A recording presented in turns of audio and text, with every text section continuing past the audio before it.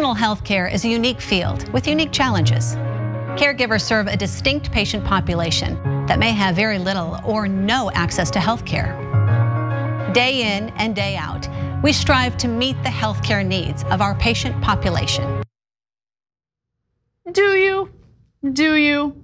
The answer is no. They did not do anything that was just listed in that ridiculous promotional video. Who is they? Well, Corizon Health, one of the nation's largest private healthcare providers for prisons. Look, we've got issues with private healthcare. We do. We all know it. You know it, I know it, the American people know it. But imagine private healthcare in the context of prison and how bad that is.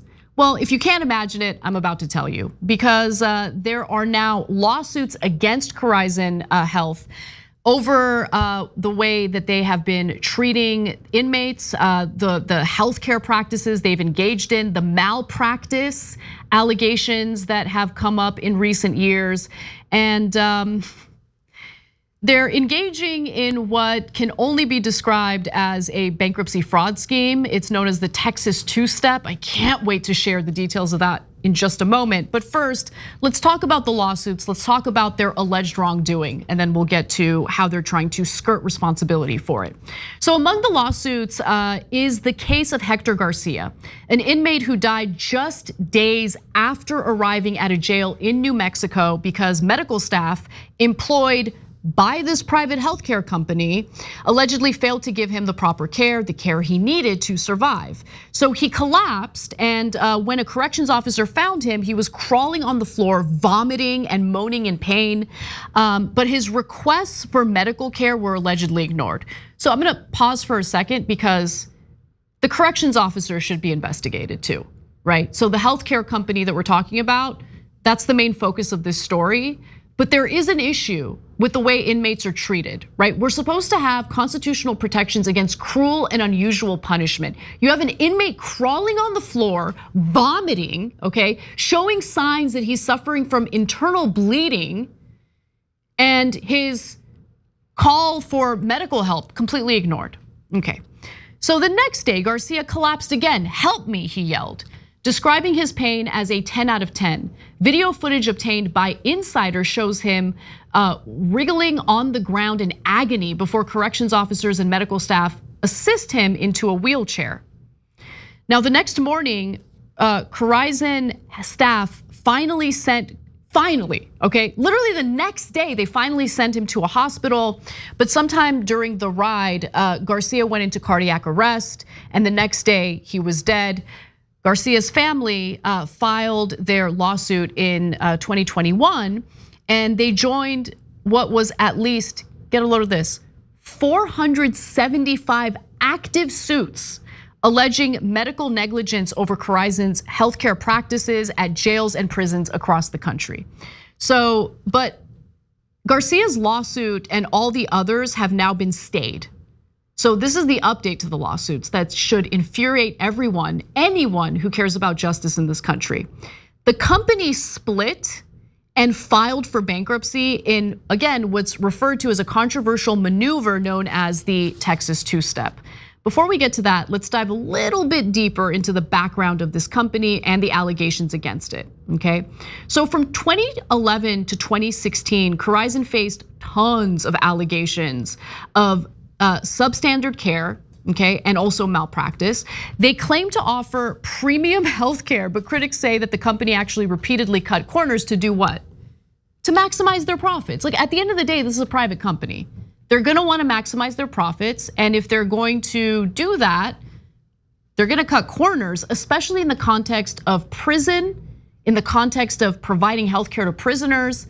I mean, just take a step back and think about that for a moment. Unfortunately, there isn't a lot of empathy toward inmates. And as a result, these private companies can come in and make money off of them, abuse them. I mean, we've done stories about various companies that allow for these inmates to make collect calls to their loved ones. And they charge an insane amount of money per minute just to essentially rip off the inmates' family members who want to talk to their loved one, you know? Now, with that said, in 2013, Corizon told a Florida news outlet the company had been a defendant in 660 malpractice lawsuits over the previous 5 years. In 2015, Corizon lost a $154 million contract with New York City. 4 years later, it lost a $200 million contract with Arizona. A New York State panel found Corizon's treatment so incompetent and inadequate as to shock the conscience. And a woman named Madeline Pitkin even died of dehydration in an Oregon jail under the care of Corizon. This happened in 2014 after 4 requests for medical help or care were ignored.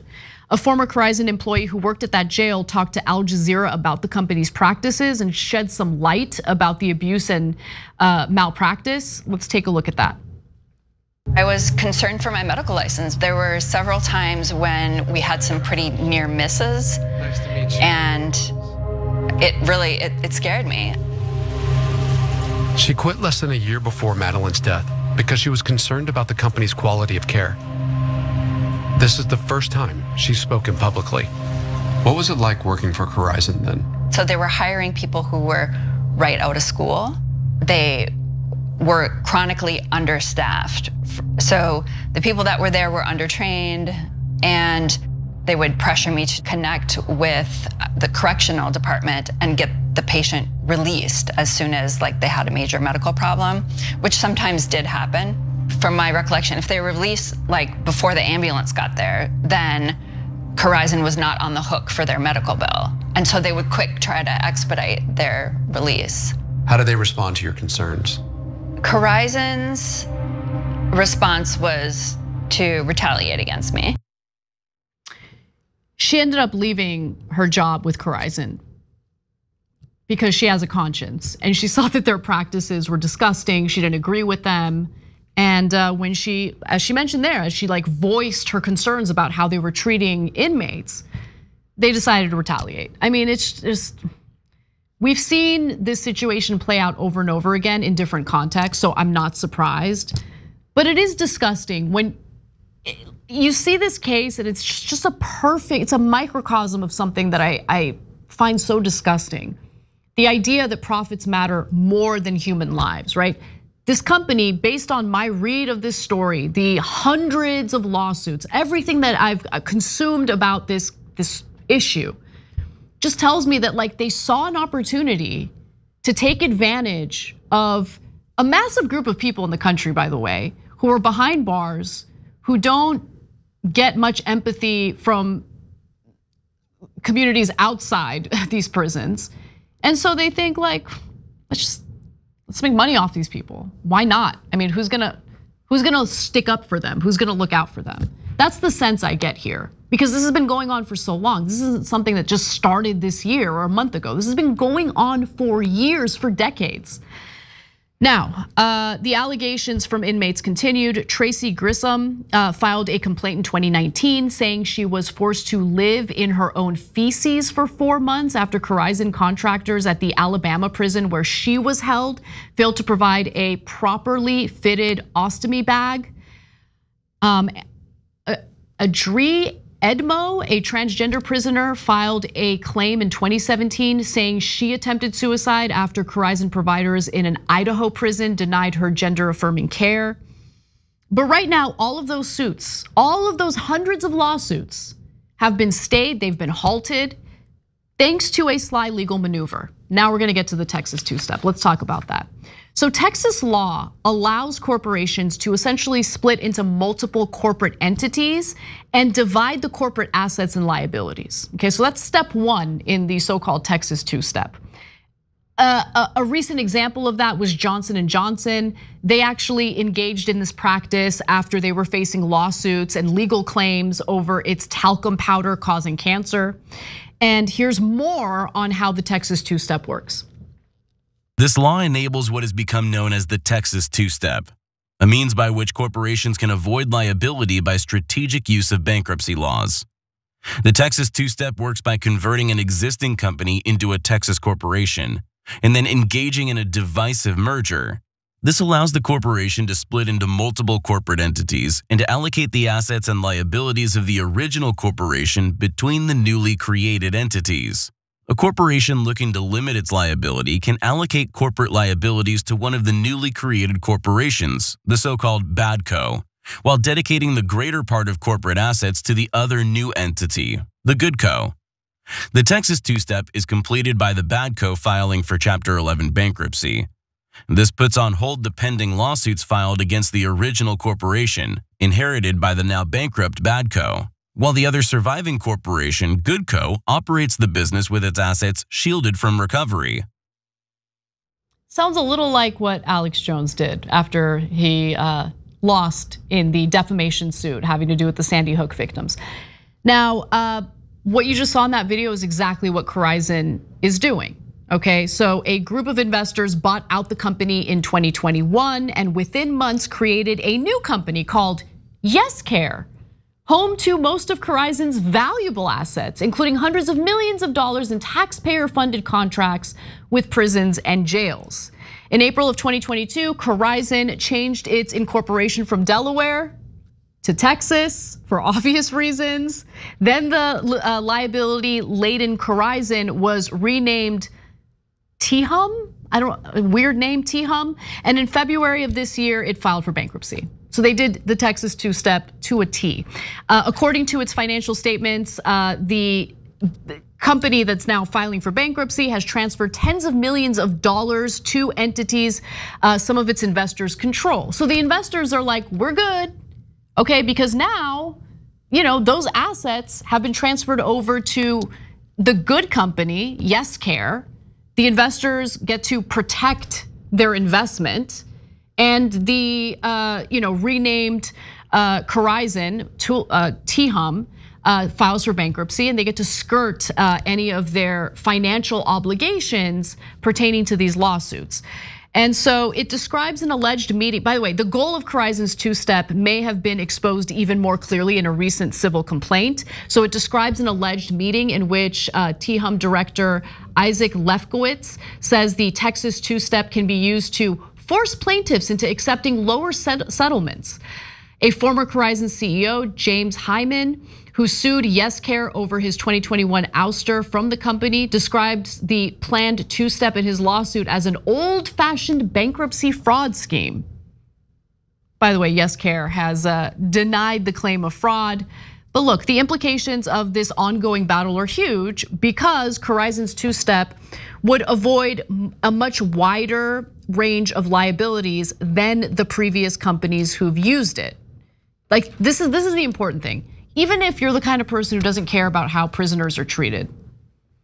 I obviously disagree with you. I think that's wrong and immoral, but I'm not gonna force my morality on you. But consider what this particular case means for all the other corporations, all the other private businesses who want to engage in mistreating people, abusing people, and then want to skirt any financial liability after they're sued. They can take advantage of this as well. They can do the exact same thing. In fact, this has happened with other corporations. So if you're victimized by one of these big companies, these major corporations, and you have a suit with merit, you have the evidence, you want to sue them, and you want the situation to be made right with a payment of some sort, right? They can just do the Texas two-step. If you're part of a class action lawsuit, they could just do the Texas two-step. If the company succeeds, it provides a roadmap for eliminating virtually any unsecured liability owed by any corporate entity, regardless of whether that entity is solvent. Ian Cross, a Michigan civil rights attorney who represents multiple prisoners who have sued Corizon, wrote in a procedural objection in April. And on top of that, if Corizon prevails, the malpractice suits against the company could be settled for pennies on the dollar, along with 44 employment lawsuits over allegations including discrimination, wage theft, and wrongful termination, and at least $88 million in claims such as unpaid invoices for medical providers, according to bankruptcy filings. All of these issues, all of these loopholes, that are meant to provide cover for bad behavior by corporations, impacts all of us, every single one of us. And so when the justice system is skewed in favor of bad actors in the corporate world, don't think that it has no impact on you. It absolutely does. And Corizon is just the latest example of a company taking full advantage of it. Thanks for watching The Young Turks, really appreciate it. Another way to show support is through YouTube memberships. You'll get to interact with us more. There's live chat emojis, badges. You've got emojis of me, Anna, John, JR. So those are super fun. But you also get playback of our exclusive member-only shows and specials right after they air. So all of that, all you gotta do is click that join button right underneath the video. Thank you.